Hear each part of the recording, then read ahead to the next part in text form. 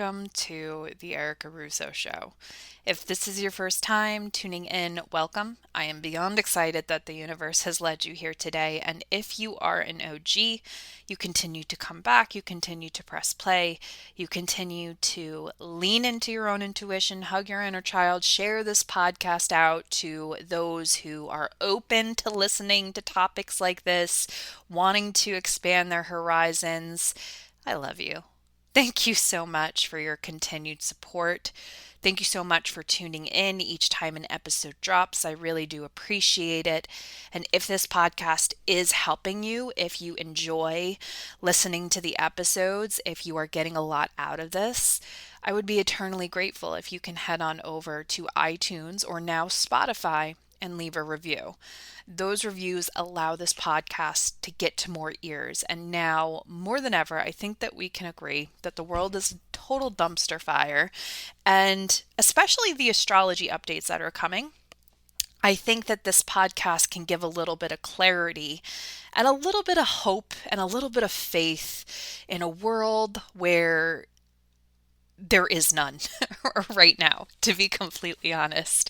Now, before you go ahead and click submit on that review, make sure you send a screenshot over to me on Instagram at Erica W. Russo, and I would love to send you just a free gift for supporting this podcast.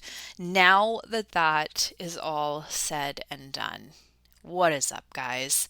Happy 2026. I'm obviously recording this prior to it being released, but I'm going to be releasing this. I think I should just release this on January 1st, to be completely honest, so you guys have everything that you need for the month, okay? Now, come 2026, things are going to be shifting a little bit on the podcast, all good things. And what we're going to be doing is every month I'm going to be giving you an astrology forecast because everyone on Instagram was like, give me an astrology forecast. So that's what we're going to be doing here, okay? And then I don't know what the other episodes are going to look like, but with this specific episode, I also am going to be incorporating a tarot card of the month, a crystal of the month, as well as an herb of the month, because let's be real, knowledge is power, and it's always very interesting to learn about all things occult. And what better way than when you are learning about the astrology, right? Now, with that being said, okay, I hope everyone had a lovely holiday season. I'm recording this a little earlier than Christmas just because I'm trying to get it out of the way so I can enjoy, Christmas break with my kids and just kind of veg out on the couch. It has been so effing cold here in Connecticut. And, something that I realized is like, I've known this for years, but grounding and my ability to just be able to be outside helps so much. It helps with my work. It helps with my mental chatter. It helps with just everything. Like a lot of times you'll see me in my content where I just sit out on my deck. I just sit out on my deck with my fat black cat and I will work for hours and I will listen to the birds, and it is just such an incredible, I just love it. I just love it. But now that it is like, I think it was 19 degrees today here in Connecticut, you just take so much of that nice weather for granted. You know what I mean? And every year I just am so reminded, while I can't even go outside without a jacket to get my mail, how powerful and how important the sun is. And we're going to riff off the sun a little bit, okay? Because I'm a Leo rising and I love the sun. I'm ruled by the sun.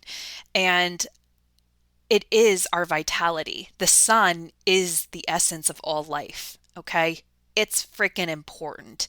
And when we have very little of it, or we just can't experience it as naturally as we do in the spring, the summertime, and the fall, you just realize how important it is. You really, really do.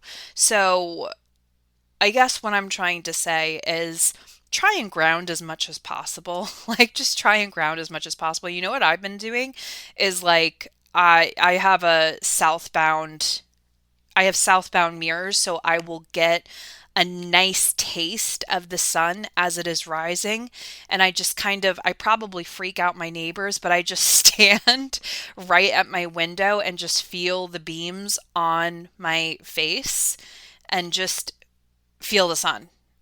And I've also gotten a couple of more house plants. But I just want to reiterate the importance of grounding, of connecting to earth, especially if you are in a place where it's really, really cold, because, you know, the what is it called? SADS or something like that, the seasonal affective disorder. It's a real thing. It's a real thing because we are human freaking beings. We are part of the cosmos. The sun is very, very important. And when we do not have that strong connection to the sun, it kind of diminishes our vitality, our essence, right? And I think that that's why seasonal affective disorder is a real thing. I know I struggle with it. I've found tips and tricks along the way to help me combat it. But this is just your reminder to find little things that can help you ground. Okay. Another thing that you can do, I've spoken about this so many times, is get a grounding mat. They're actually a lot more affordable now. You can just get it off Amazon. You plug it into the wall. You can even get grounding sheets. Little tips and tricks like that, you don't realize what a difference it makes in just your wellness, your mental health, everything, especially during the winter. Now, with that being said, let's go ahead and we're going to dive into the tarot card of the month, the crystal, as well as the herb. Now, I figured I want to focus on the major arcana first. Okay, now if you are a tarot newbie or a tarot expert, or you have no idea what tarot is, let me just break this down for you.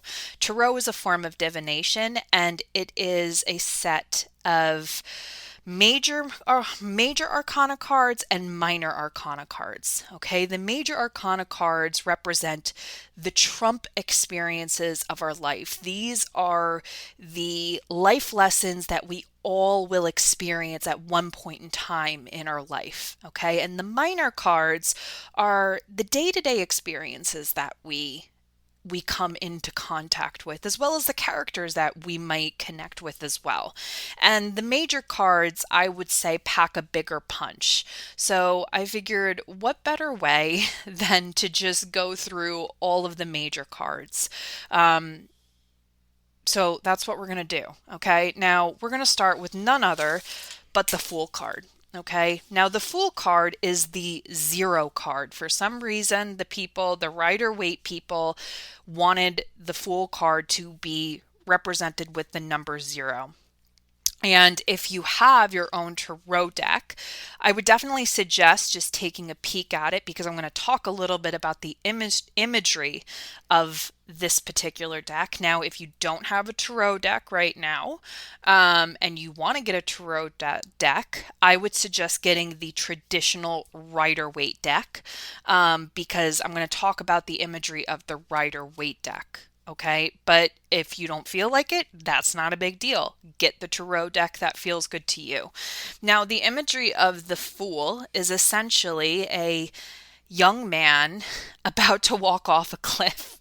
And it really is represented by a leap of faith. Okay, it is about taking a risk, it is about taking adventure, it's a need to research a promising new opportunity, and it can indicate the start of a new chapter. Okay, every time that I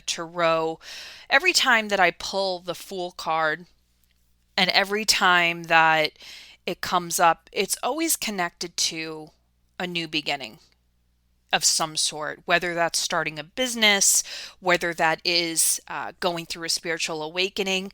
But I always look at the Fool card as like the door to the next chapter. Okay, it is the leap of faith. It is frightening, but also there is a sense of like not knowing what's behind the door. Okay, it's kind of like Every time the Fool comes up, it's just kind of like, I also connect it with like blissful ignorance, to be completely honest, because the Fool is the Fool. They will go, they'll go into things and they will connect with people and they'll start new things without actually knowing how much work and dedication and how much falling down and getting back up is associated with that thing. It is connected to, I would say, it's a sweet card, and there's so many times in our life that we can connect the Fool to our own journey. And when you pull the Fool, it's not a bad card. It really isn't. It's connected to new beginnings. It's excitement. But there might also be fear of the unknown. But if you look at the imagery of the Fool, this person is kind of looking up at the sky, and they're not even noticing that they're about to walk off a cliff.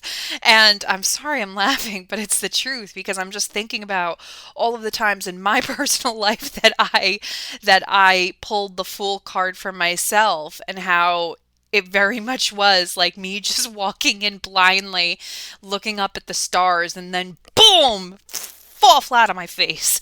Anyway, it's an exciting card. It is a good card. And if you get it reversed, so, oh my God, I have to have like a whole episode on like reversals. But anyway, if you are pulling up and you do read reversal cards, this can indicate like foolish idealism, lack of planning, and recklessness. This is a warning to think carefully before you agree to something.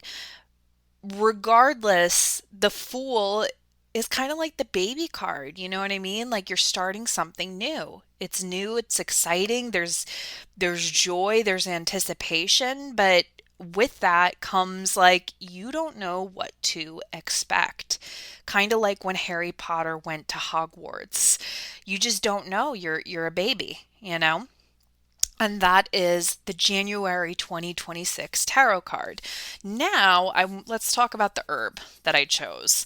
I wanted to, we're mostly in Capricorn season, right? And Capricorn is the goat. It is sturdy, it is reliable, and I wanted an herb that kind of connects with the theme of Capricorn. So I chose none other than rosemary.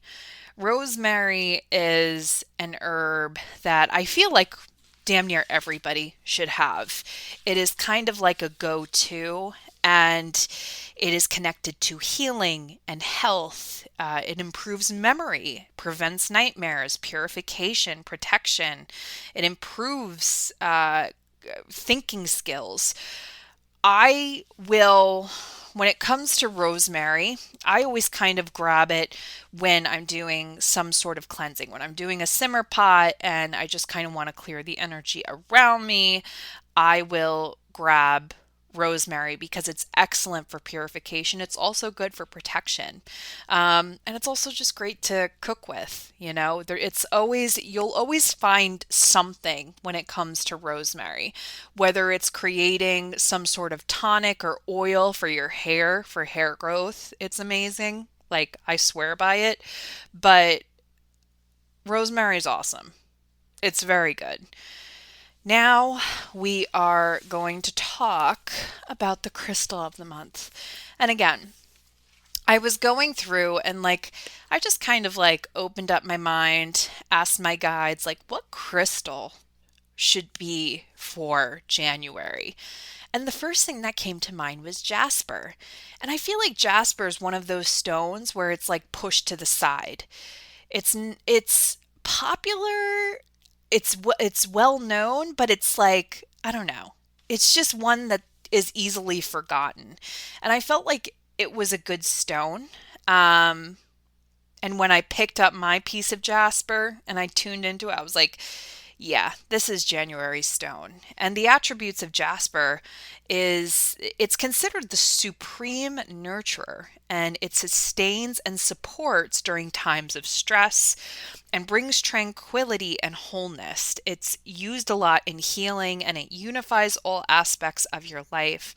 Jasper reminds people to help each other, and jasper aligns the chakras and can be used in chakra healing layouts. Now, each color is appropriate to a specific chakra, and the stone facilitates shamanic journeys as well.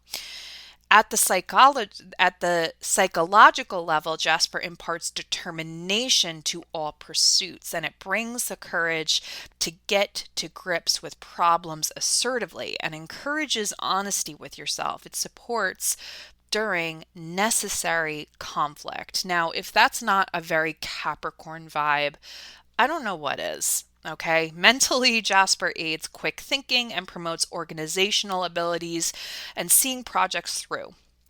It stimulates the imagination and transforms ideas into action. Again, no wonder why I chose Jasper, because those are very connected to Capricorn. Now, we're going to take a small break, and when we come back, we are going to talk about the astrology of January 2026. Before we continue, I just want to take a quick moment to say thank you for being here. This podcast is independently produced and created with a lot of love, time, and intention. If this show supports you, inspires you, gives you insight and clarity, you can help support this production by making a donation. Your contribution goes directly toward keeping this podcast running and growing. The link to donate is in the show notes, and whether you donate or simply listen and share, I'm really grateful you're part of this space. Now, let's get back to the episode. All right, we are back and we are diving into the astrology of January 2026. Now, before we dive in, I want to put this disclaimer out there, okay?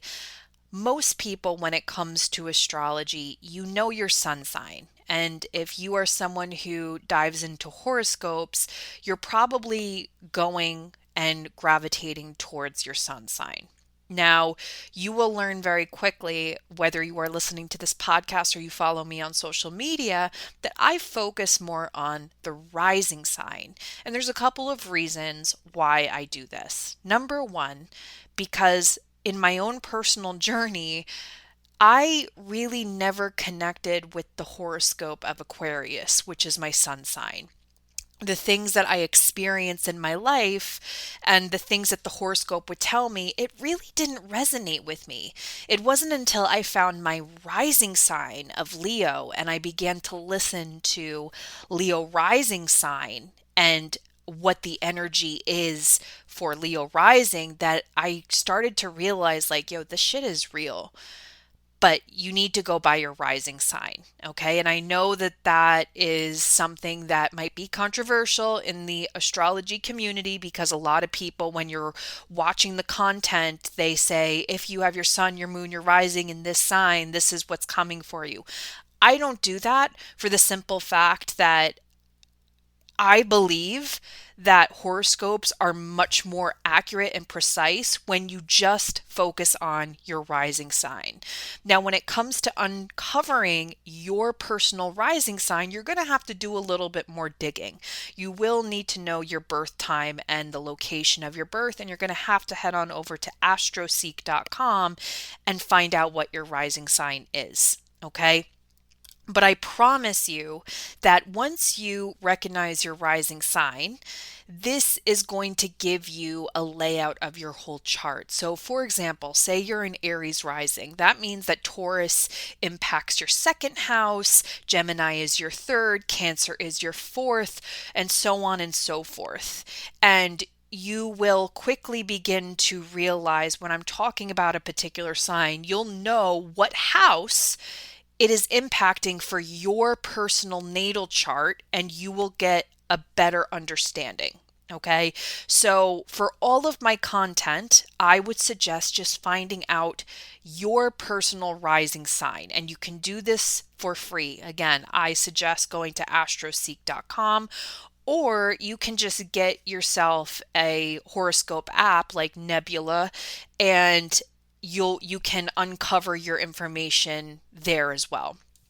Now that that is all said and done, let's dive into the first week, or I want to say the first couple of days. I'm only going to talk about January 1st through 4th because I feel like a lot of people don't even start their life fully until, we go back, which is usually January 5th. And the first couple of days is somewhat chill. Okay, now there is something happening from January 2nd to about January 16th, and that is a very strong emphasis in Capricorn. Okay, we are going to have Venus, the Sun, Mars, as well as Mercury, all in the sign of Capricorn. So, what does that actually mean? Well, this is actually kind of beautiful timing for anyone who is wanting to start 2026 with like a new wellness routine, wanting to work on a project, just, go balls to the wall with just reinvention or some sort of, whatever the case may be.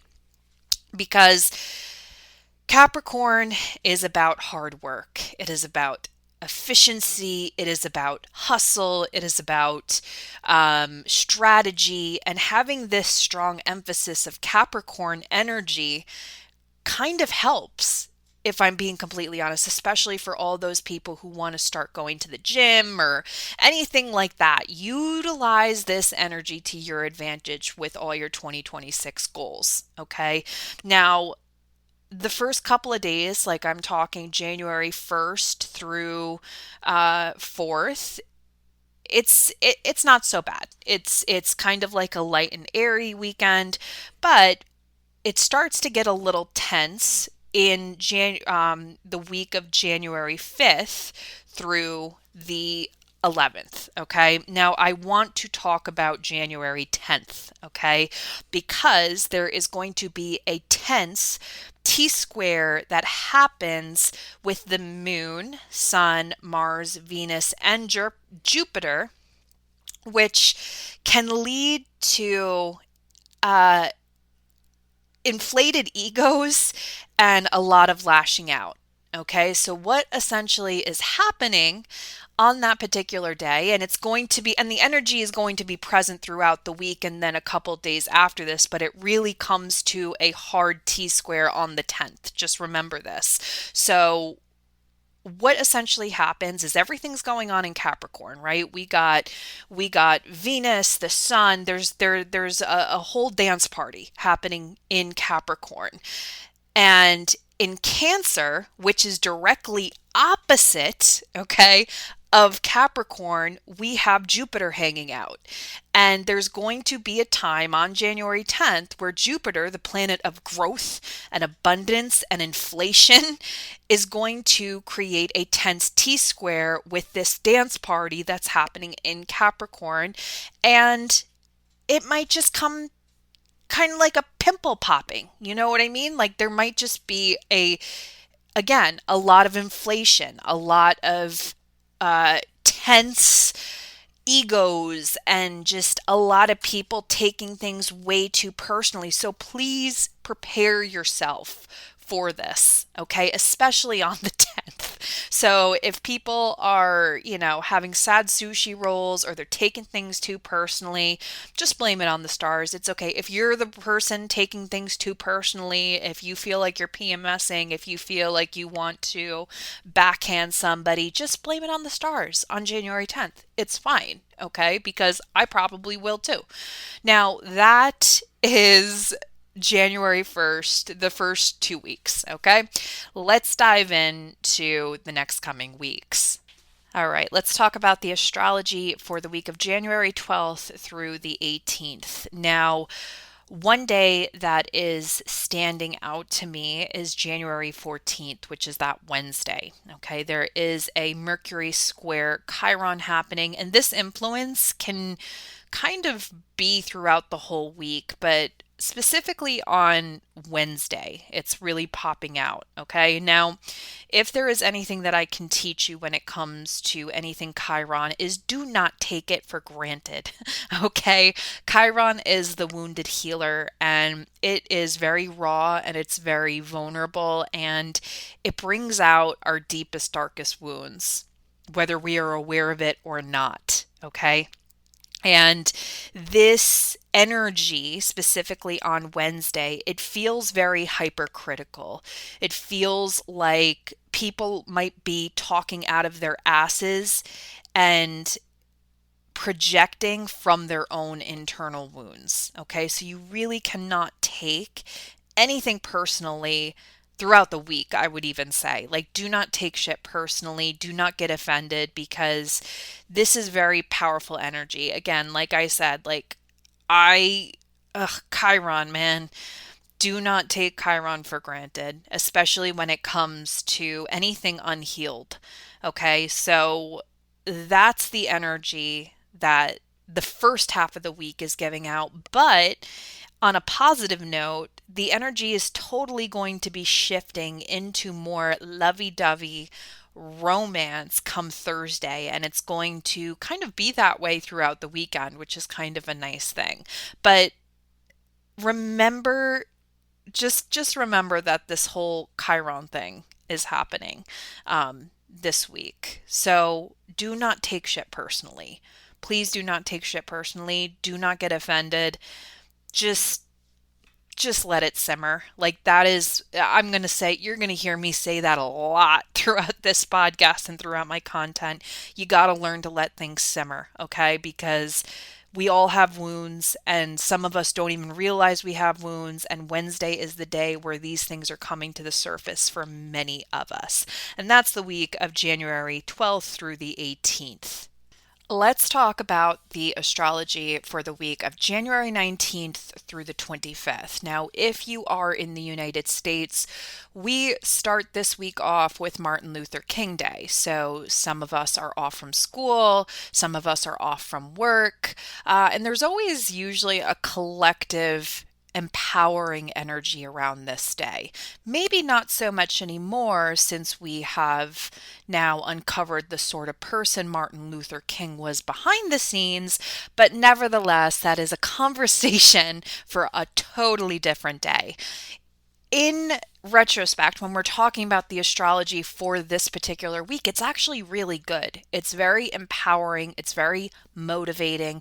And on January 20th, which is Tuesday, we have a Mars trine Uranus. Okay, now let's talk about these two planets, because these two planets are quite powerful in and of them, within themselves, but when they connect in any sort of aspect, it's pretty potent and pretty powerful. Okay, now Mars is the personal planet that is about action, that is about war, that is about aggression. It's a very forward moving planet. Okay, I've talked about this in the past, where Mars is about moving forward. Okay, it is that push that we all need. So wherever Mars is within your natal chart, as well as where it is transiting, is where we are feeling kind of like a push from the universe. Okay, now Uranus is quite chaotic, okay? It is about upheaval, it is about change, it is about revolution. And any sort of aspect between these two planets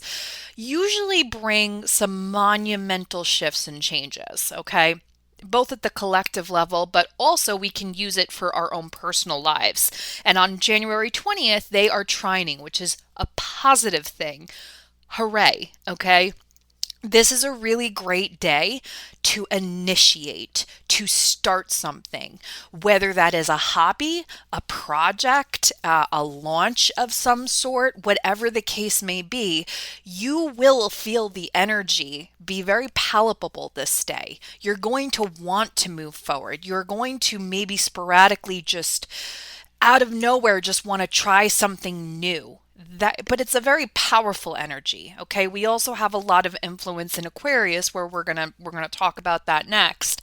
But Tuesdays are a really good day for starting something. It's almost like an initiation type of collective energy. Okay, but again, we also have to be a little, I don't want to say concerned, but keep an eye out, because again, the Mars Uranus relationship is somewhat of a toxic relationship. It's kind of like, I would say that Mars Uranus shit is kind of like Sammy Sweetheart and Ronnie from Jersey Shore. You know how volatile their relationship was the entire time?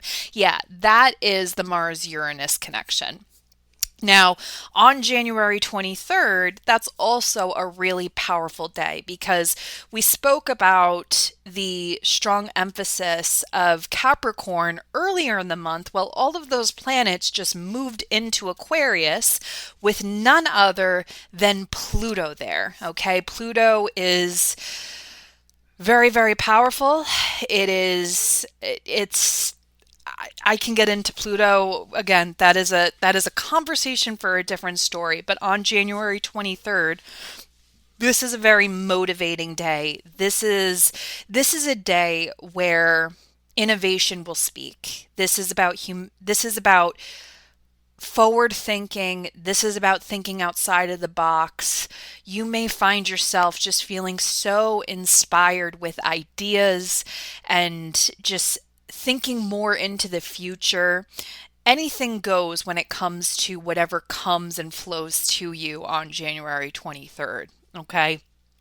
And it's just a very beautiful day. I'm very interested. So like for me, when it comes to astrology, um, I love natal charts and diving into natal charts, but for me, I thoroughly enjoy knowing what's going on astrologically, like the aspects and everything, and seeing how it plays out in day to day life. That's what I thoroughly kind of focus in on, especially on this podcast and with my content, because it just proves to me day to day that the study of astrology is very real. And there's a reason why it's been around for over 2,000 years. And we should use what the universe has right in front of us to our advantage, whether it be to launch things, to initiate things, to hide, to speak, to not speak, whatever the case may be. So I'm very interested to see what kind of is birthed around January 23rd in terms of innovation. It's going to be very, very interesting to see the months leading after January 23rd. Now, let's go ahead and we're going to talk about the week of January 26th to February 1st, which is the drum roll. Last but not least, we are diving in to January 26th through February 1st, okay? And this is the cherry on top of the cake. This is not just the cherry on top of the cake, this is special. This is a monumental week in astrological history, to be completely honest, because this only happens every 165 years. And that is Neptune is officially entering the first sign of the zodiac, Aries, on Monday. Okay. Now, if you follow me on social media and you watch my skits, you know that I like to poke fun at Neptune. Okay. Mystic Salmon. If we want to throw out the nicknames. But in actuality, this is very important. This is a big move, not just at the personal level, but for the world. Okay. Neptune is about dreams and illusions, spirituality and mysticism. It's the dissolution of ego and boundaries, but it also represents escapism and fantasy as well as denial. Okay, it's both compassion and art and imagination and faith, and it is the collective consciousness, okay? Not so much a personal planet like Venus or Mercury or Mars. This doesn't have any personal logic, okay? And when Neptune transits a sign, it reshapes how the collective dreams, believes, escapes, and spiritually orients itself. And for the last 14 years, it was in its home sign of Pisces, okay? So I'm going to be real and tell you that while Neptune was in Pisces, I feel like escapism has been at an all-time high. I feel like victim mentality has been at an all-time high. I feel like not being grounded and practical has been at an all-time high. And now I feel with Neptune entering Aries, there's going to be such a deep influence on all of us when it comes to our sense of self, when it comes to personal responsibility. We are going to begin to recognize where we are taking too much, but also giving our power away. And again, this is a very long transit. This isn't going to happen overnight. The thing when it comes to Neptune, as well as all of the other collective planets, the changes are subtle, but they're impactful. They're very, very transformative. Okay. So Neptune is entering Aries on Monday. What do we feel like the core themes are going to be? Well, again, I feel like there's going to be a heightened sense of self. I feel like naturally people are going to begin to wake up and notice victim mentality and notice where they're giving their power away. I feel like people are going to take more initiative with their happiness, with their health, with their wellness, with their own motives. I think that illusions around leadership and courage, as well as war and heroism, are going to come to an end. I feel like the illusions that we have in regards to people and leaders, famous people, the veil is going to come down. The veil is already down, okay? And I feel like how we idolize singers and leaders and people in the movies, I feel like that's done. I feel like we're going to recognize people who are people. And we're going to recognize that we have to stop putting people on pedestals because of how much money they have in the bank and how many movies or how many TV shows or how much music they have put out. It's done. Okay? We're going to see people for who they truly are. Now, when we go back in time, the last time Neptune was in Aries was actually when the Civil War was initiated. Okay, the American Civil War actually began the same week Neptune entered Aries. Okay, so this was a war that was framed with moral and spiritual as well as ideological beliefs and battles. And there was a lot of massive sacrifice, martyrdom, and a lot of loss of life. Okay, this is the significance to this was, again, it was spiritualized violence and identity conflict and quote unquote dying for a cause. Okay.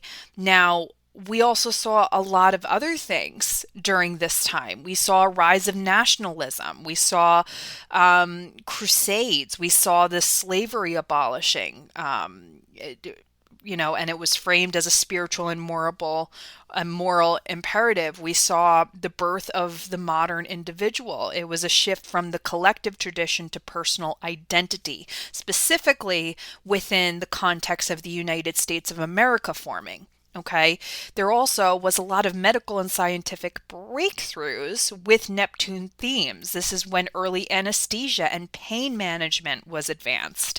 We saw attempts to ease suffering through bold action, which, bold action is connected to Aries. We also saw experimentation without full understanding. Okay.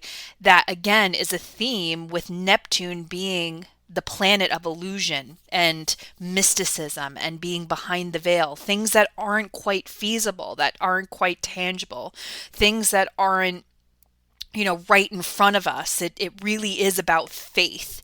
It is about trusting. It is about believing that there is something far greater playing in the background.